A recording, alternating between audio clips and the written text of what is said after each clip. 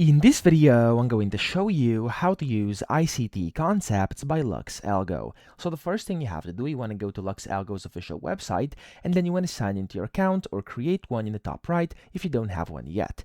After you do that, click on the library tab up top over here, and then you want to search for indicators, and you want to type in ICT concepts like this, and it's going to basically load in your indicators. Scroll down, and here the first one is the ICT concept. Now click on it, and it's going to open up kind of the preview for this indicator, and as you can see, that's what it looks like on a chart. You can go ahead and move around to basically get an overview, and then you can scroll down, and then here you can see there's a bunch of settings. If you're interested in these settings, you can go ahead and read this in case, of course, you want to do some in-depth analysis. There's a very good description and tutorial down here, but if you want to use the indicator, scroll up to the top, and here it says works on the following platforms, and currently it only works on TradingView, so click on Get Access. Click on Get Access again.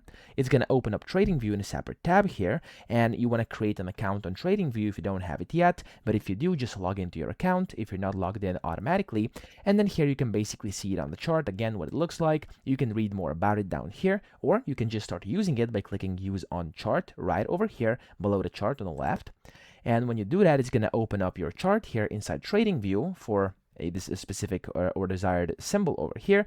And as you can see, if I now move this, for example, to 30 minutes, and I go like this, yeah, as you can see, it's now showing the ICT concepts indicator on my chart over here, and I can go ahead and start using it for my technical analysis. Now, of course, you can go ahead and hover over it up top left, and then go to the settings button and set different settings and change things in here, and that's pretty much all you can do. So that's how to use it. I hope this video helped you out. If it did, please subscribe to the channel and help me out as well.